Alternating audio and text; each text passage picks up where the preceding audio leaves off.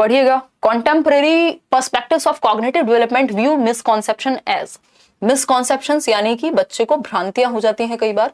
तो संज्ञानात्मक विकास के समकालीन दृष्टिकोण, जो कॉग्निटिविस्ट लोग हैं, जो संज्ञान की, दिमाग की समझ की, thinking, problem solving, imagination, memory, perception, इन सब की बात करते हैं, रीजनिंग की बात करते हैं, वो मिसकॉन्सेप्शंस को कैसे देखते हैं। मिसकॉन्सेप्शन क्या हो सकता है कि कल परसों रेमो सर ने उसमें डाला हुआ था, व्हाट्सएप स्टोरी लगाई हुई थी, तो उन्होंने लिखा हुआ था कि मेरे को लगता था पहले जब मैं छोटा था कि सिंगापुर जो है वो इंडिया का हिस्सा है, क्योंकि इंडिया में रामपुर, फलानापुर, ये वो बहुत सारे पुर हैं।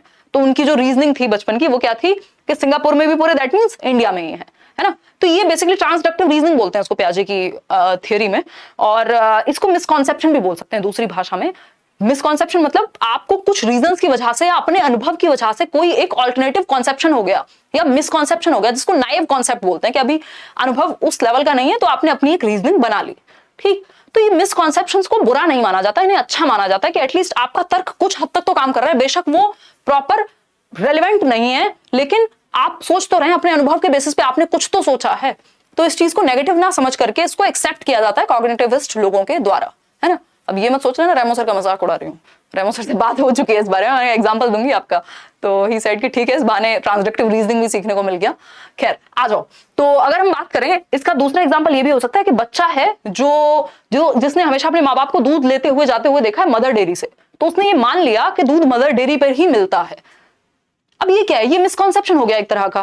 क्यों? उसके अनुभव के बेस पे उसे इतना ही पता है, तो इसको हम कुछ खराब थोड़ी कहेंगे। ठीक है, तो अगर हम बात करें 65% लोग कह रहे हैं सी ऑप्शन। हाँ, कोई कह रहा है रेमो सर कौन है? रेमो सर एसएससी में मैथ्स पढ़ाते हैं। देखिए एक बार, अगर हम बात करें completely insignificant and N obstacle for teaching learning process, यानी बिल्कुल इनसिग्निफिकेंट है, बिल्कुल भी नहीं, ये सिग्निफिकेंट होते हैं। एटलीस्ट बच्चा अपने अनुभव के बेसिस पे कुछ तो सोच रहा है। ठीक है जी। फिर आती है बात बी ऑप्शन की, higher order metacognitive skills found typically in gifted students.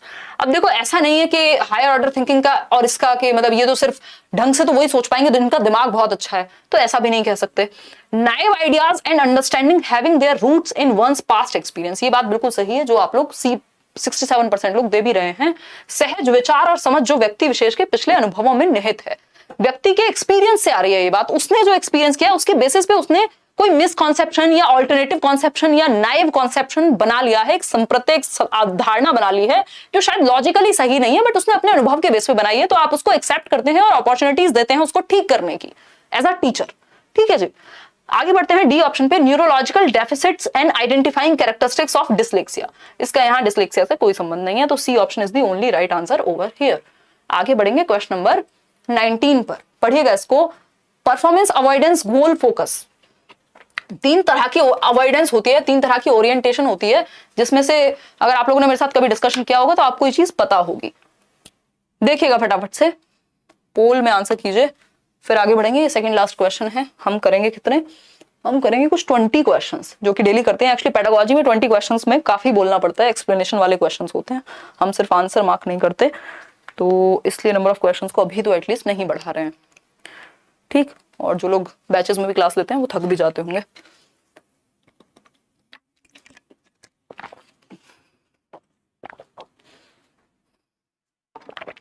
देखिए एक बार जवाब दीजिए। 31% लोग कह रहे हैं ए, मतलब घूम गए इस क्वेश्चन में आप, जो कि गलत है, कोई भी सही उत्तर नहीं दे रहा। देखो एक बार, देख लो अपने कर्तव्य। 31% लोग कह रहे हैं ए ऑप्शन, ठीक।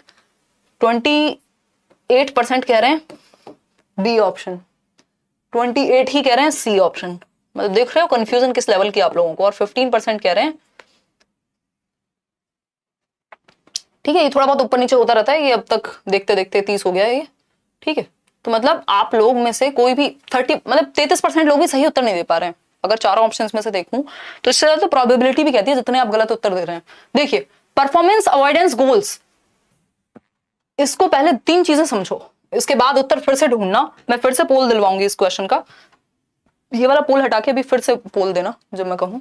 देखना एक बार, 3 ओरिएंटेशन होती है। एक होता है परफॉर्मेंस ओरिएंटेशन, परफॉर्मेंस ओरिएंटेशन। दूसरा होता है performance avoidance orientation. Third is your failure avoidance भी कह देते हैं परफॉर्मेंस अवॉइडेंस को। थर्ड होता है मास्टरी ओरिएंटेशन ना, मास्टरी ओरिएंटेशन। बेसिकली ओरिएंटेशन का मतलब है सेंटर कहां है, ठीक है, सेंटर कहां है। अगर मैं बात करूं इस परफॉर्मेंस का दूसरा नाम होता है फेलियर अवॉइडेंस। भाई सिंपल बात होगी ना, आप परफॉर्म नहीं करना चाह रहे, दैट मींस आप फेलियर से बचना चाह रहे हैं, ठीक है। परफॉर्मेंस अवॉइडेंस यानी आप परफॉर्म करने से बचना चाह रहे हैं, दैट मींस आपको बहुत अच्छा नहीं करना बट फेल होने से बचना है, ठीक। परफॉर्मेंस ओरिएंटेड होता है आपको फर्स्ट आना है, परफॉर्मेंस पे फोकस है। मास्टरी ओरिएंटेशन है फर्स्ट आए ना आए, आपको सब कुछ आना चाहिए, आप पारंगत बनना चाहते हैं, मास्टर बनना चाहते हैं उस गेम के, बात तो ठीक है। लेकिन परफॉर्मेंस अवॉइडेंस क्या है, आप फेलियर को अवॉइड करना चाहते हैं, यही पूछा था क्वेश्चन में।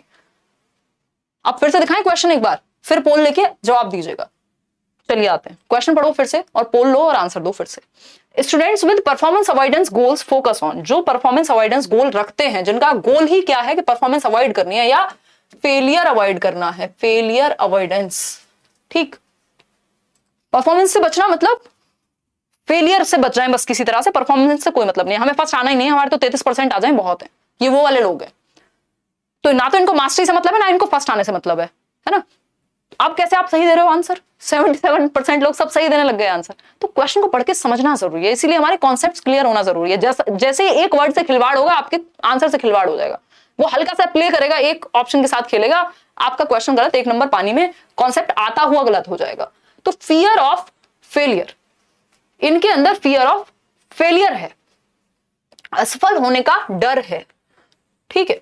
प्रदर्शन परिहार लक्ष्य रखने वाले विद्यार्थियों का ध्यान निम्न में से किस पर केंद्रित रहता है, कि बस फेल ना हो जाएं। डर किस बात का है, कि फेलियर से बचना है, बाकी फर्क नहीं पड़ता। एंजॉयमेंट कौन करेगा, अब देखना यहां पे ध्यान रखना, एंजॉयमेंट कौन करेगा एक्टिविटी का, एंजॉय वो करेगा जिसको मास्टरी गेन करनी है, जिसको मजा आ रहा है उस सब्जेक्ट में। Hope of success, hope of success कौन रखेगा, परफॉर्मेंस ओरिएंटेड व्यक्ति के फर्स्ट आना है, सेकंड आना है। सेंस ऑफ प्राइड, ये परफॉर्मेंस वाला ही हो सकता है, ठीक है। सेंस ऑफ प्राइड कोई मास्टरी में भी ले सकता है बट मोस्ट चांसेस हैं। तो ये थी बात, B option is the right answer.